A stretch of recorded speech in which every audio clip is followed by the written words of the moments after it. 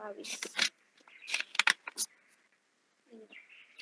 यत्र काले तन्ववृत्तमा वृत्तिचेव योगिनः प्रयाता यान्ति तं कालम् वक्ष्यामि भरतवर्षभ।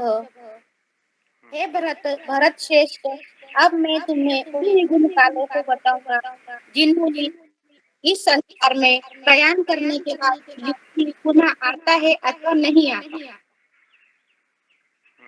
24 ओके। हाँ, 24 और 25, 26, 3 श्लोक पढ़ो, 26 तक पढ़ो।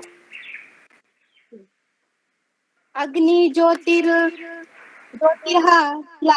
नाम उत्तरायणम तत्र प्रयात गच्छन्ति ब्रह्मा ब्रह्मविदो जनः। जो पर ब्रह्म के ज्ञाता है वे अग्निदेव के प्रभाव में, प्रकाश में, दिन में, शुभ भक्षण में, शुक्ल पक्ष में या जब सूर्य उत्तरायण में रहता है, इन 6 मासों में इस संसार से शरीर त्याग करने पर उस पर ब्रह्म को प्राप्त करते हैं। ध्रुम रात्रि कृष्णा कृष्णा दक्षिणायानम तत्र चंद्रमासी ज्योतिर्योगे प्राप्य निवर्तन्ते। जो योगी धुए रात्रि कृष्ण पक्ष में या सूर्य के दक्षिणायन में रहने के 6 महीनों में दिवंगत होते हैं, वह चंद्रलोक को जाता है, किंतु वहां से पुनः पृथ्वी पर चला आता है। शुल्क कृष्णे गति है तो जगता शाश्वते मत्ते एकया यत्वा न वृत्तिम यान वृत्तते पुनः। वैदिक मतानुसार इस संसार से पलायन करने के 2 मार्ग हैं, एक प्रकाश का तथा दूसरा अंधकार का। जब मनुष्य प्रकाश के मार्ग से जाता है तो वह वापस नहीं आता, तो अंधकार के मार्ग से जाने वाला पुनः लौट कर आता है। Okay, very good. तो अभी हम 23वें श्लोक के ऊपर चर्चा कर रहे हैं। तो सब लोग ध्यान दीजिए कि इस श्लोक में भगवान अभी बता रहे हैं यत्र काले तु अनावृत्तिम। अनावृत्ति मतलब वापस न आना, और आवृत्तिम, आवृत्तिम का अर्थ है वापस आना। तो भगवान कहते हैं कि जो योगी होते हैं वह पुनः आते हैं और कुछ नहीं आते हैं।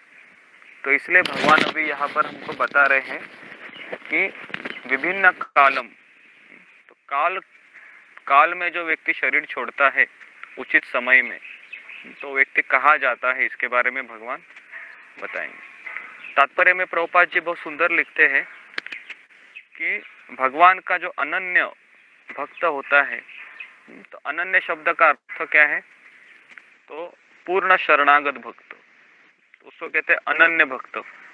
उसकी कोई इच्छा नहीं है सिवाय केवल एक की, उसको केवल भगवान को संतुष्ट करना है, भगवान को प्रसन्न करना है। तो ऐसे भक्त को इसकी चिंता नहीं रहती कि वह कब और किस प्रकार से शरीर को छोड़ देगा। क्यों नहीं रहती? तो यह हमारा पहला प्रश्न है कि जो कृष्ण भक्त होता है उसको अपना शरीर को छोड़ने की चिंता क्यों नहीं रहती,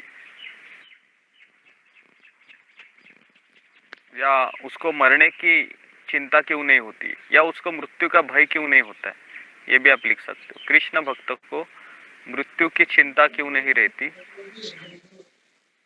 इस तरह से आप लिखिए पहला प्रश्न।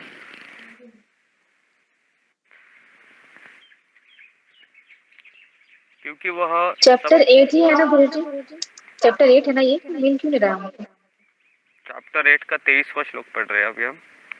तो भगवान कृष्ण का भक्त को चिंता नहीं रहती है मृत्यु की, क्योंकि वह सब कृष्ण के ऊपर छोड़ देता है, कृष्ण के ऊपर छोड़ देता है सब कुछ, तो इसलिए उसको चिंता नहीं रहती है। तो जिस तरह से एक बच्चा होता है अपनी माँ के ऊपर आश्रित होता है सारे कार्य के लिए, क्योंकि उसकी माँ है, उसको खिलाती है, पिलाती है, उसका सुसु साफ करती है ना, हमेशा उसकी देखभाल करती रहती है। क्यों माँ इतनी देखभाल करती है? क्योंकि वो बच्चा माँ के ऊपर आश्रित होता है, और जो बच्चा माँ के ऊपर आश्रित नहीं होता है तो फिर माँ उसकी देखभाल नहीं करती है। माँ सोचती है कि इसको अपना ही झंडा लहराना है, तो इसको लहराने दो, मैं क्यों इसके फिर हेल्प करूं। तो इसलिए जो कर्म योगी होते हैं, ज्ञान योगी होते हैं, ध्यान योगी होते हैं, वह उस बच्चे की तरह होते हैं जो माँ की बात नहीं मानते हैं, या माँ को शरण नहीं जाते हैं, या माँ की इच्छा के ऊपर निर्भर नहीं होते। साउंड जरा म्यूट कीजिए, किसी का साउंड चल रहा है। हाँ। तो इसलिए ये जो भक्त होता है भगवान के ऊपर आश्रित होता है। तो कौन कौन मुझे उदाहरण देगा कि भक्त है वो भगवान के ऊपर आश्रित होता है? ऐसा कौन सा भक्त है जिसको हमेशा चिंता नहीं रहती थी, हालांकि प्रहलाद उसको महाराज। बहुत प्रहलाद महाराज। प्रहलाद। प्रहलाद जी। हाँ, हाँ प्रहलाद महाराज, वेरी गुड। और कौन सा उदाहरण याद आ रहा है प्रहलाद के सिवा आपको? कुंती कुंती भी तो कुंती माता नमाचार्य हरिदास ठाकुर। हाँ हरिदास ठाकुर, वेरी गुड। नामाचार्य हरिदास ठाकुर है, उसके बाद कुंती महारानी है ना। हालांकि सुदामा है, सुदामा। हाँ सुदामा। सुदामा भी है। ठीक है, बहुत अच्छे उदाहरण दिए आपने। मीराबाई। मीराबाई। हाँ मीराबाई भी है, मीराबाई है, उसको जहर दिया गया था, लेकिन फिर भी उसने और शबरी भी है भगवान प्रभु जी। कृष्ण के ऊपर छोड़ शबरी। दिया। शबरी है, नरसिंह मेहता। हाँ नरसिंह मेहता, शबरी, हाँ जितने भी साधु संत हैं एक तरीके से पूरे भगवान के ऊपर निर्भर थे। संत तुकाराम महाराज है जैसे, तो कई सारे संत हैं, कई सारे भगवान के भक्त हैं, वह मृत्यु का भय नहीं करते।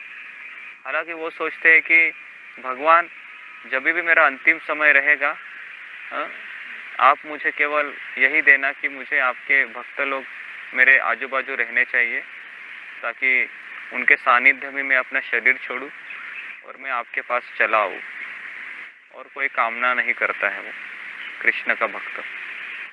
तो इसलिए भक्त को मृत्यु का भय नहीं होता है। ठीक है, तो चिता और चिंता में एक ही बिंदु का फर्क है, बराबर ना। चिता और चिंता में एक ही बिंदु का फर्क है, लेकिन चिता है वह मुर्दों को जलाती है, और चिंता है वो जीवित व्यक्ति को जलाती है, पल पल जलाती है ना। शादी नहीं हो रहा है बेटी का, या पैसा नहीं मिल रहा है, कुछ गड़बड़ है घर पे, तो हमें फिर चिंता सताती रहती है बहुत। कभी कभी हम नाम जप करते हैं तो भी विचार आते रहते हैं, कैसे होगा, कैसे होगा, कैसे चलेगा। तो इसलिए हमें भगवान के ऊपर कुछ चीज़ें छोड़ देना सीखना चाहिए, है ना। तो फिर क्या होगा, धीरे धीरे धीरे धीरे हमें साहस मिलेगा, जीवन जीने की इच्छा होगी। नहीं तो ये चिंता बहुत खतरनाक चीज़ होती है। कभी कभी व्यक्ति फिर भगवान को छोड़ चला जाता है, क्योंकि वो सोचता है कि मेरा समस्या का निवारण नहीं हो रहा है, तो कृष्ण कैसा भगवान है ये। इसके लिए तो मैं सुबह उठ रही हूँ, माला झोला पकड़ रही हूँ रोज रोज, लेकिन कुछ काम बन नहीं रहा है। तो हमें ऐसा नहीं कभी सोचना चाहिए। तो यहाँ पर हम एक प्रश्न लेंगे कि चिंता आने पर हमें क्या करना चाहिए, या चिंता आने पर हमें क्या करना चाहिए। दूसरा प्रश्न, क्योंकि बहुत इंपॉर्टेंट है प्रश्न ना ये। चिंता तो सताती रहती है, क्या करना चाहिए तभी। तो चिंता आने पर हमें कृष्ण की सेवा का चिंतन करना चाहिए। कृष्ण की सेवा का चिंतन करना चाहिए कि मुझे सेवा दिया है, तो ये जो नाम जप करना भी एक सेवा ही है, सेशन में आना सेवा है। ठीक है, और चिंता ये कृष्ण के ऊपर छोड़ देना चाहिए हमें बेसिकली, क्योंकि हम बहुत साधारण व्यक्ति हैं। इस संसार में हम बहुत सारे उलझने आ जाती है, तो हम इसके लिए हमको कृष्ण के ऊपर या कृष्ण के प्रतिनिधि के ऊपर आश्रित होना सीखना चाहिए।